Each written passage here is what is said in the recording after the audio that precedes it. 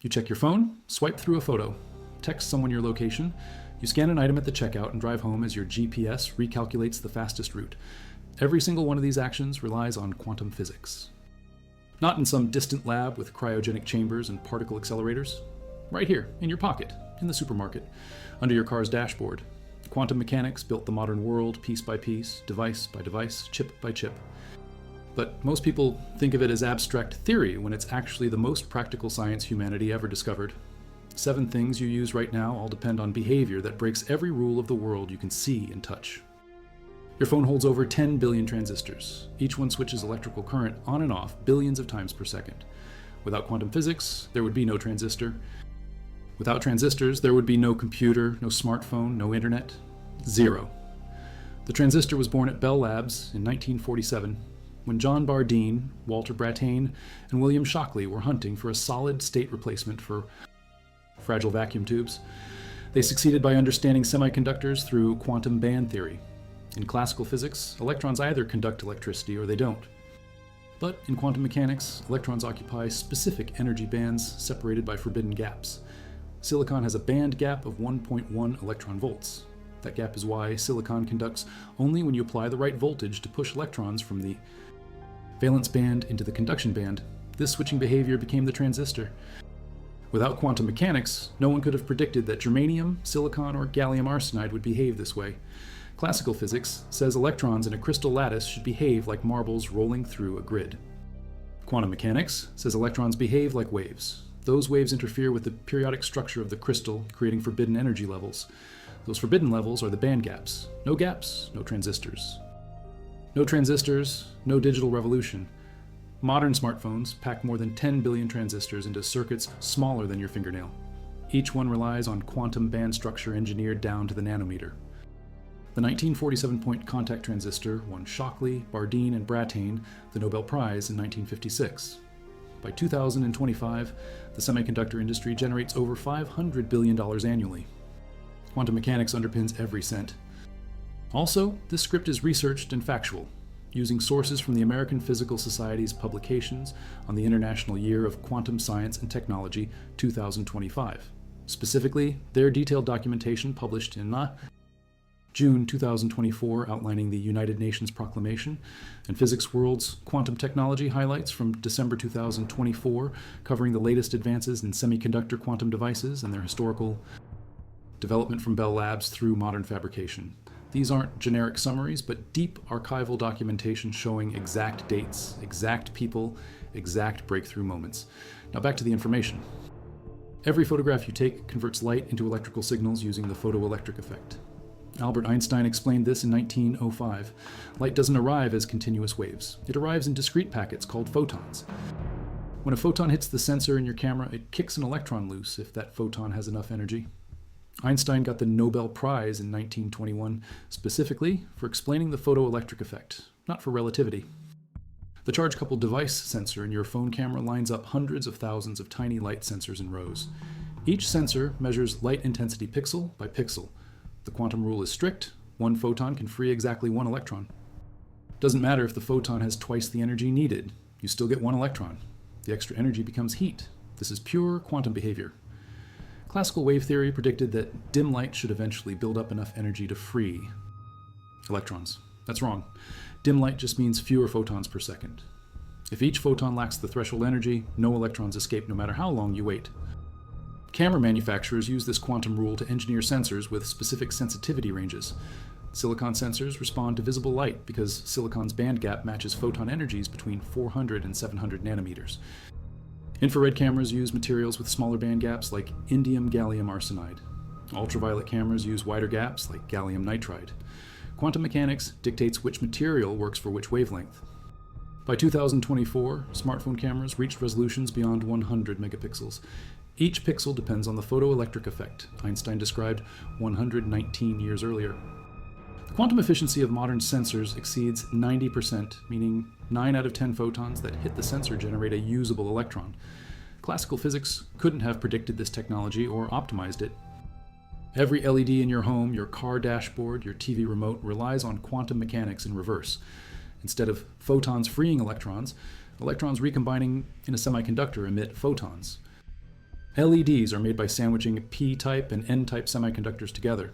The p-type region has holes where electrons should be. The n-type region has extra electrons. When you apply voltage, electrons flow from the n side into the p side. When an electron meets a hole, it drops from the conduction band into the valence band. That energy difference releases as a photon. The wavelength of that photon depends entirely on the semiconductor's band gap. Gallium nitride with a band gap of 3.4 electron volts emits blue light. Gallium arsenide phosphide with a band gap around 2 electron volts emits red light. Indium gallium nitride emits green. The relationship is exact. Photon energy equals Planck's constant times frequency, which equals the band gap energy. The smaller the dot, the wider its effective band gap. Larger dots emit red light, smaller dots emit blue. You can tune the color by changing dot size down to the nanometer. Samsung and other manufacturers now use quantum dots in TV displays to generate pure saturated colors. A 2024 report in Nature Communications showed quantum dot LEDs achieving external quantum efficiencies exceeding 23%. The quantum confinement effect makes this possible. Confine electrons to a space smaller than their natural wavelength and their allowed energy levels change. This is pure quantum mechanics. Classical particles wouldn't care about confinement at nanometer scales. Quantum particles do. Cadmium selenide quantum dots can emit any wavelength from 470 to 640 nanometers just by varying size from 2 to 8 nanometers. The International Energy Agency estimates LEDs could reduce worldwide lighting energy consumption by 40%. Every single LED operates on quantum bandgap engineering. The Nobel Prize in Physics 2014 went to Isamu Akasaki, Hiroshi Amano, and Shuji Nakamura for inventing blue LEDs using gallium nitride. Blue LEDs enabled white LED lighting by combining blue with phosphor coatings. Before their work in the 1990s, no one could make efficient blue LEDs, because no one could engineer gallium nitride with the right crystalline structure and doping. Quantum physics told them what should work. Materials science finally caught up in 1993. In 3 million years, the international definition of 1 second is exactly 9,192,631,770 cycles of radiation from the transition between two specific energy states in a cesium-133 atom. That number was fixed in 1967 when atomic clocks proved more stable than Earth's rotation. GPS works by comparing timing signals from multiple satellites. Your phone receives timestamps from at least 4 satellites. It calculates distance by multiplying time delay by the speed of light. Position accuracy depends entirely on clock accuracy. Cesium atoms have a nucleus with spin 7/2 and a single outer electron with spin 1/2. These spins can align or oppose. When they align, the total angular momentum quantum number equals 4. When they oppose it, equals 3. The energy difference between these two states corresponds to microwave radiation at 9.192 gigahertz. Hitting cesium atoms with microwave photons at exactly this frequency causes transitions between the states. An apparatus that detects these transitions creates an incredibly stable frequency reference. This is the cesium clock. Every cesium-133 atom in the universe transitions at exactly the same frequency. Quantum mechanics guarantees this because the transition energy depends only on fundamental constants in the atomic structure. Multiply 10 nanoseconds by the speed of light, and you get 3 meters of position error. Ground stations constantly monitor the satellite clocks and broadcast corrections.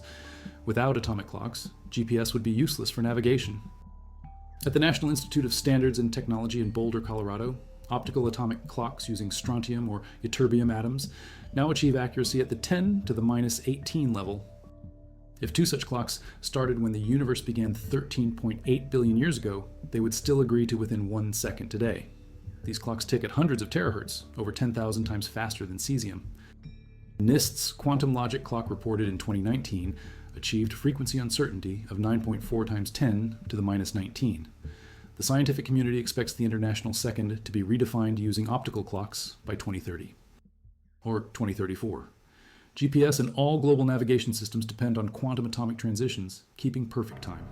This script uses factual sources from NIST's official publications on atomic clock mechanisms from October 2024, explaining cesium transition frequencies, the National Academy's press book on GPS and atomic clocks, documenting the 9,192,000,000 cycle standard set in 1967, and the June 2025 International Optical Clock Comparison, reported across 6 countries, marking progress toward redefining the second. These are primary institutional sources with exact quantum numbers, exact frequencies, exact dates. Now back to the information. MRI machines don't use ionizing radiation like X-rays. Instead, they exploit the magnetic properties of hydrogen nuclei. The hydrogen nucleus is a single proton. That proton has quantum spin 1/2. Spin generates a magnetic moment like a tiny bar magnet. In your body's water molecules, hydrogen atoms point in random directions. Their magnetic moments cancel out. An MRI machine creates an intense magnetic field around 30,000 times stronger than Earth's field. This field forces all the protons to align either parallel or anti-parallel to the field. Slightly more aligned parallel because that's the lower energy state. The difference in population depends on the Boltzmann distribution from quantum statistical mechanics. The MRI scanner then hits you with radio frequency pulses tuned to the proton's resonance frequency. At 3 Tesla field strength, this is roughly 128 megahertz. As they return, they emit radio signals at the same frequency. Detectors measure these signals. Different tissues relax at different rates. Fat relaxes faster than water. Tumors often have different water content than healthy tissue. By mapping relaxation times, the MRI constructs images showing tissue structure. The entire process depends on quantum mechanics. Nuclear magnetic resonance was discovered in 1946 by Felix Bloch at Stanford and Edward Purcell at Harvard. Both won the Nobel Prize in 1952.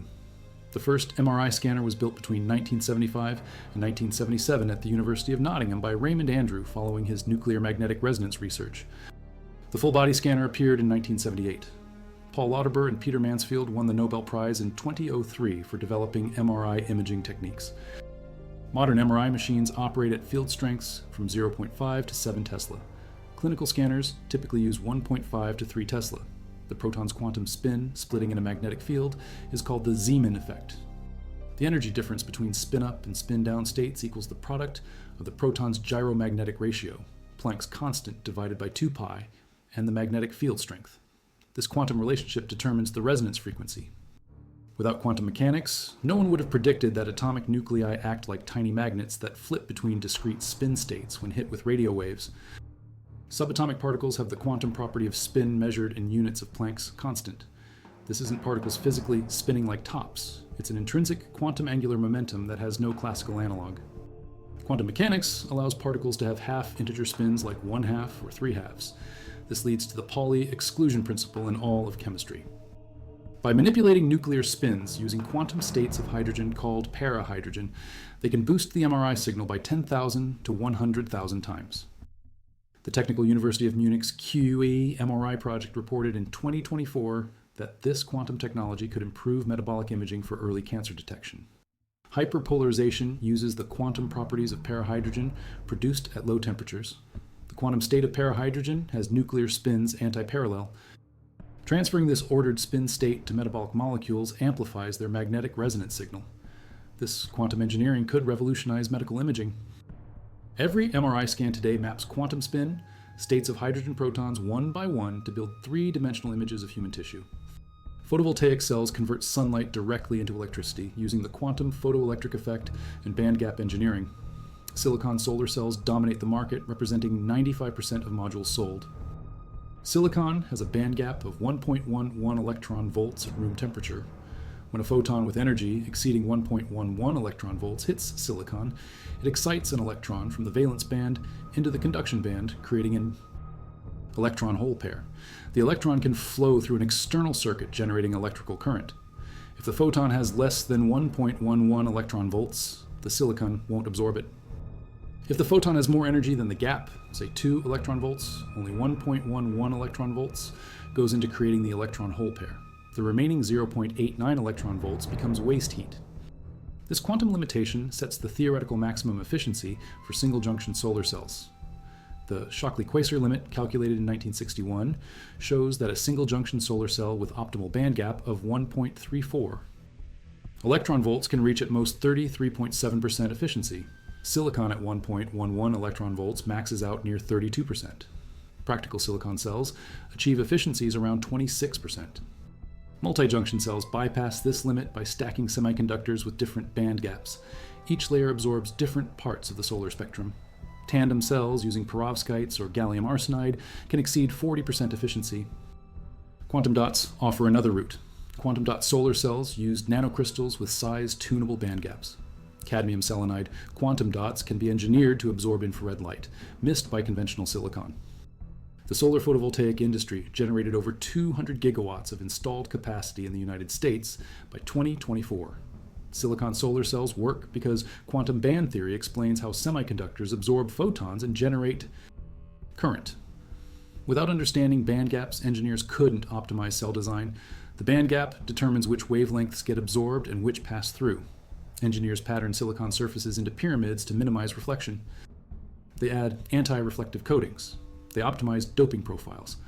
But the fundamental quantum limit of 33% efficiency for single junction cells can't be beaten without changing the basic physics. That's why researchers engineer tandem cells and quantum dot structures to harvest more of the solar spectrum. In 2024, solar energy costs dropped to 60 cents per watt, down from $76 in 1977. The quantum mechanics of photon absorption in semiconductors drives this entire industry. When a photon excites an electron across the band gap, the electron and hole must be separated before they recombine. The p-n junction creates an electric field that sweeps electrons one direction and holes the other direction. The separation generates voltage. The quantum photoelectric effect discovered by Einstein in 1905 plus the band gap.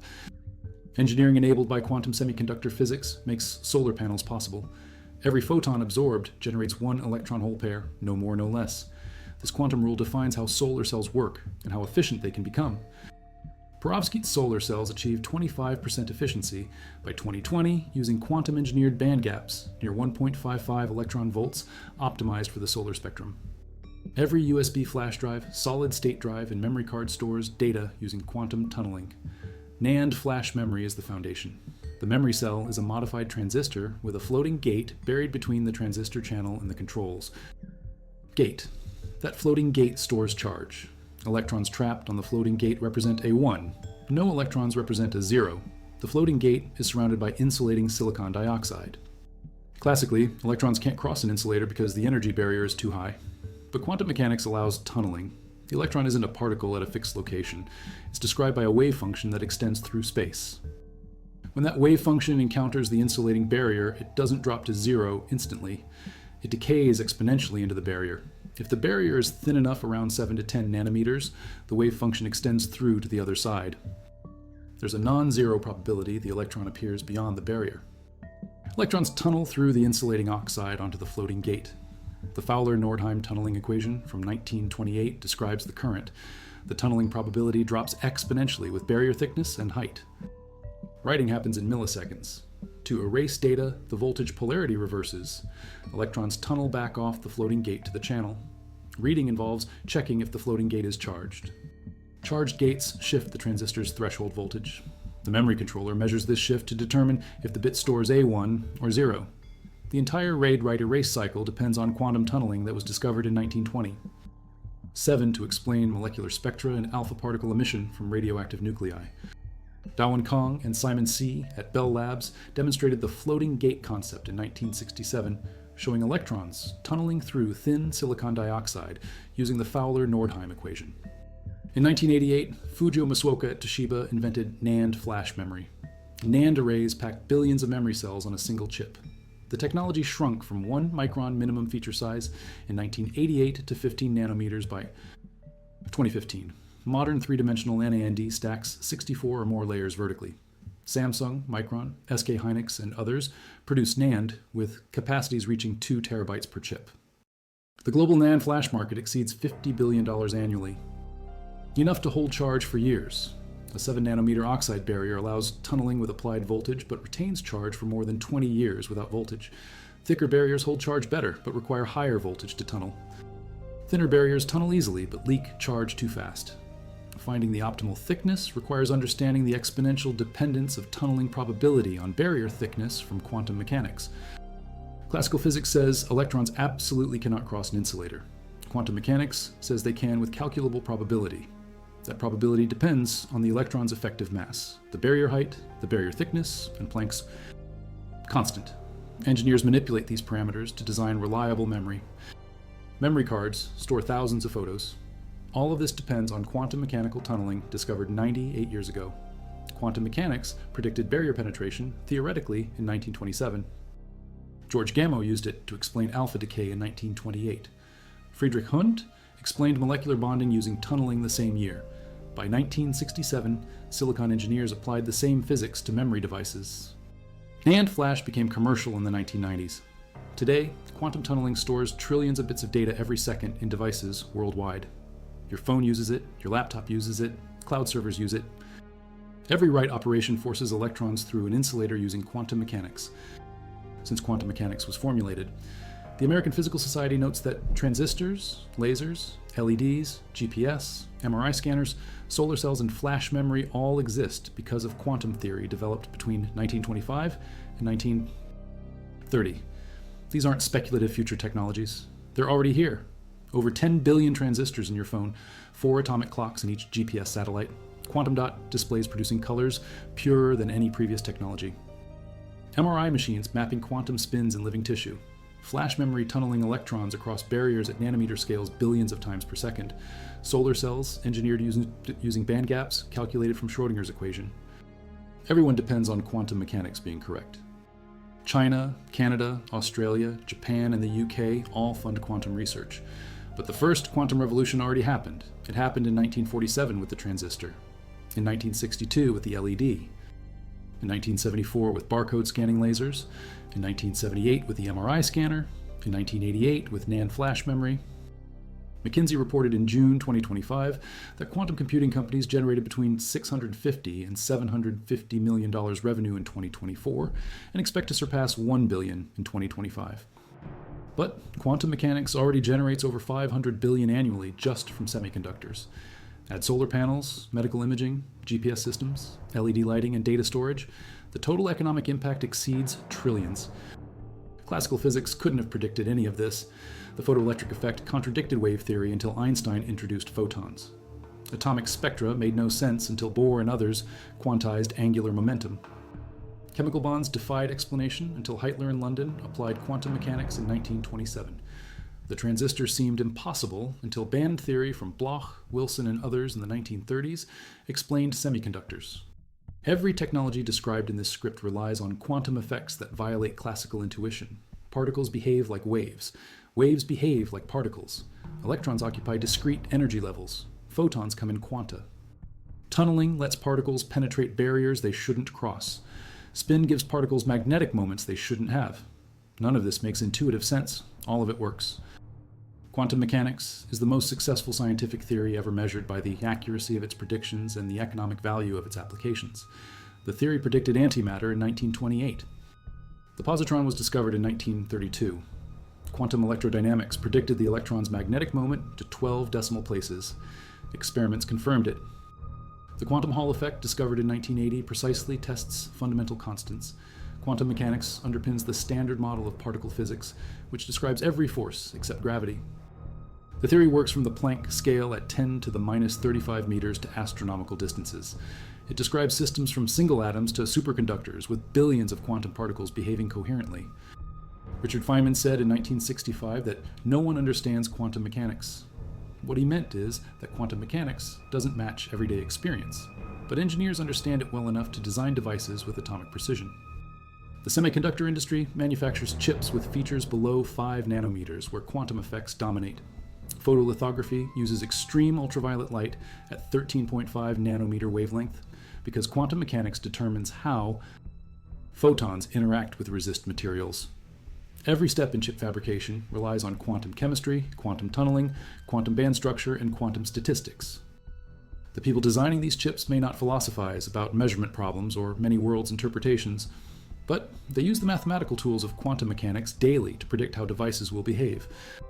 The same applies to atomic clock designers, MRI engineers, solar cell researchers, and flash memory developers. They exploit quantum phenomena as engineering tools. The quantum world is strange, but it's not mysterious in the sense of being unknowable. It's described by precise mathematics: the Schrödinger equation, the Dirac equation, quantum field theory. These mathematical frameworks make quantitative predictions. Design a transistor with this doping profile and this oxide thickness, and it will switch at this voltage. Stack these semiconductors with these band gaps, and your solar cell will reach this efficiency. Build an atomic clock with cesium-133, and it will oscillate at exactly 9.1926 31770 gigahertz. These aren't vague statements, they're engineering specifications. Quantum mechanics is practical science. It's the physics of the very small, but its applications shape the world at every scale. Your phone connects to cell towers using quantum-designed chips operating at gigahertz frequencies controlled by quantum. Clocks synchronize to atomic time. Every component from the antenna to the processor to the memory to the display depends on quantum engineering. The camera sensor converts photons to electrons using quantum photoelectric effect. The LED screen emits photons from quantum band gap recombination. The transistors switch current using quantum band structure. The flash storage tunnels electrons using quantum mechanics. The GPS calculates position using quantum atomic clocks. All of this happens billions of times per second in a device that fits in your pocket. Superconducting magnets in MRI machines and particle accelerators depend on quantum BCS theory from 1957. Lasers, from barcode scanners to fiber optic networks, use stimulated emission predicted by Einstein in 1917. Electron microscopes use de Broglie waves to achieve resolution below 1 angstrom. Quantum chemistry software predicts molecular properties for drug design. Nuclear magnetic resonance spectroscopy identifies chemical compounds. Photomultiplier tubes in medical imaging detect single photons using the photoelectric effect. Josephson junctions define voltage standards using quantum phase coherence. The list goes on. The quantum technologies being developed, now quantum computers, quantum communication networks, quantum sensors, will add to this foundation. But they're not replacing classical quantum applications, they're extending them. Quantum computers will someday factor large numbers and simulate molecules, but they'll still be built from components that work because of band gaps, tunneling, and photoelectric effects. Quantum networks will send cryptographic keys using entangled photons, but those photons will travel through fiber optics, using lasers and detectors based on the same quantum mechanics that powers your phone. The second quantum revolution builds on the first. Both depend on the theory developed between 1925 and 1935.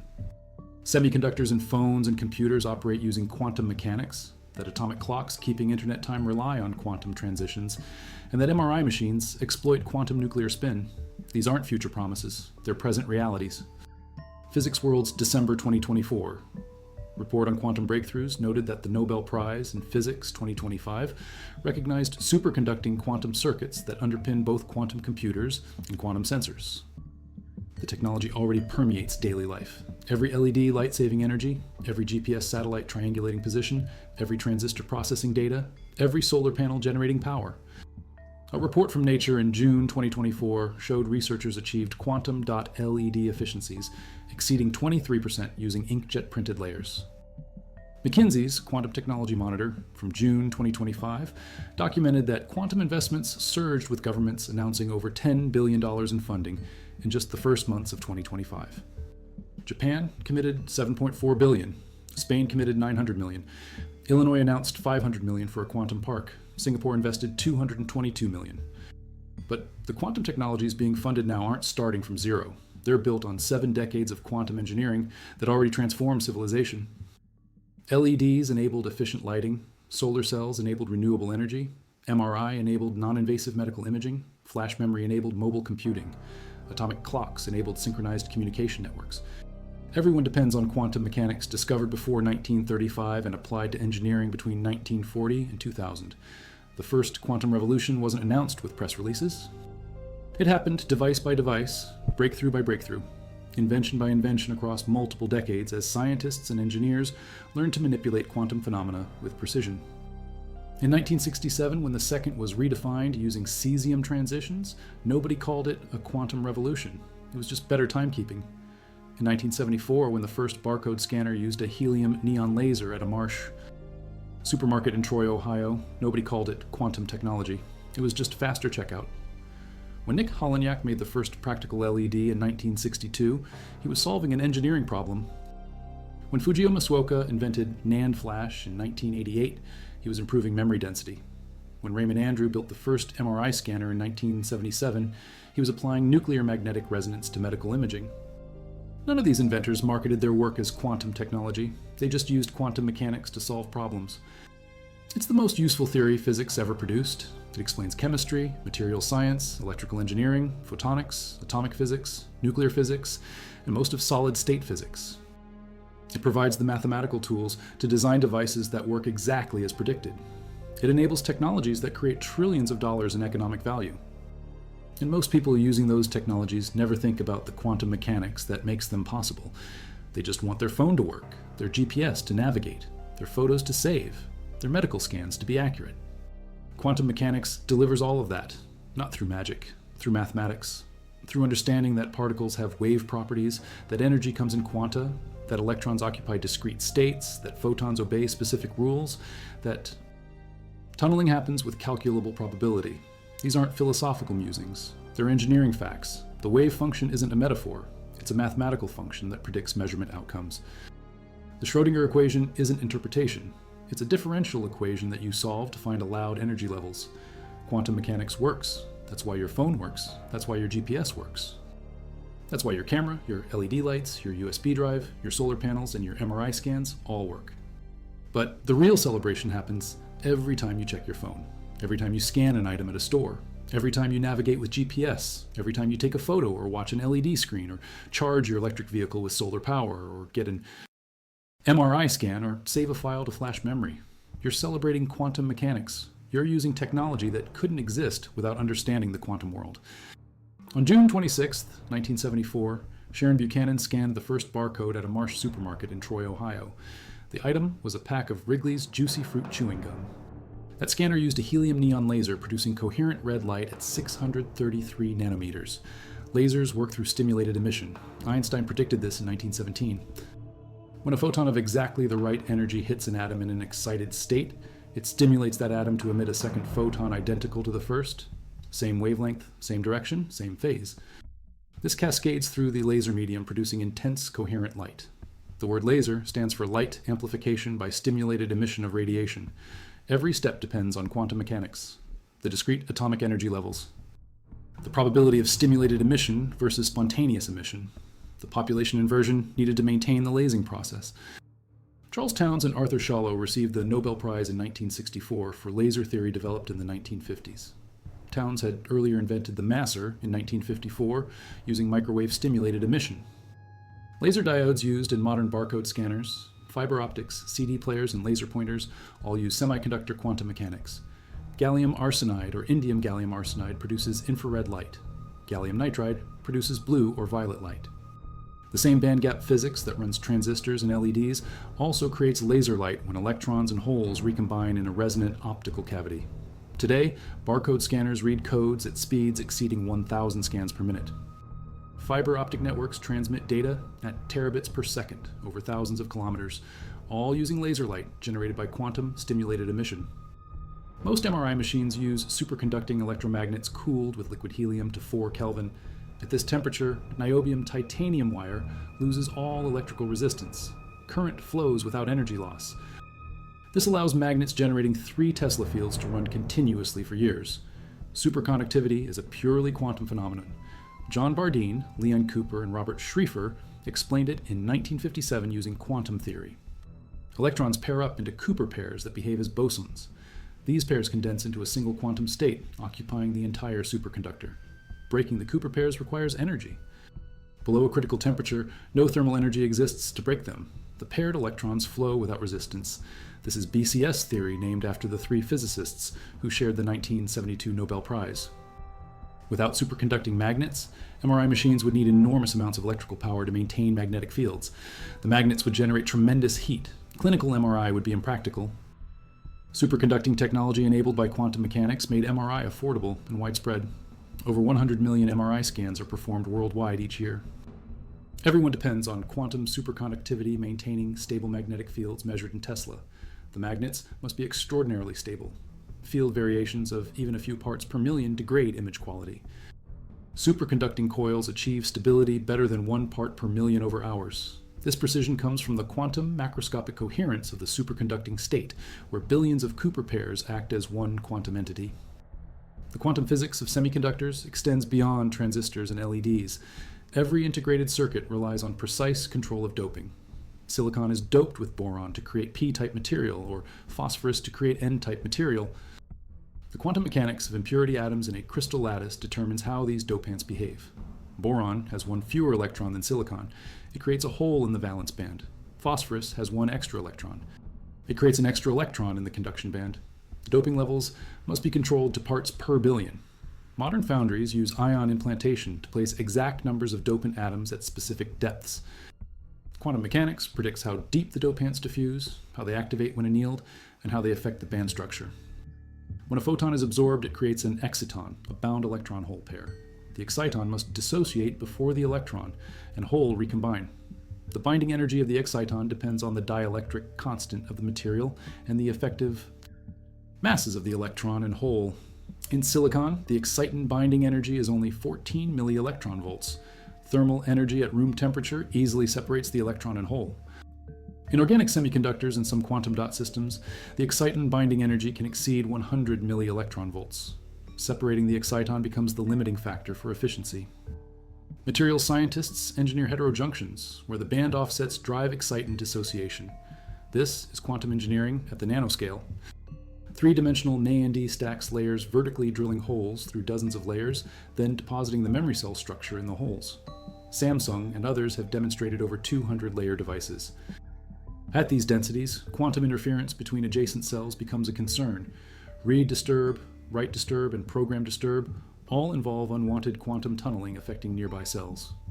Engineers compensate using error correction codes and sophisticated programming algorithms, but the fundamental physics is quantum tunneling. Every innovation in flash memory comes from better understanding and control of quantum mechanicals.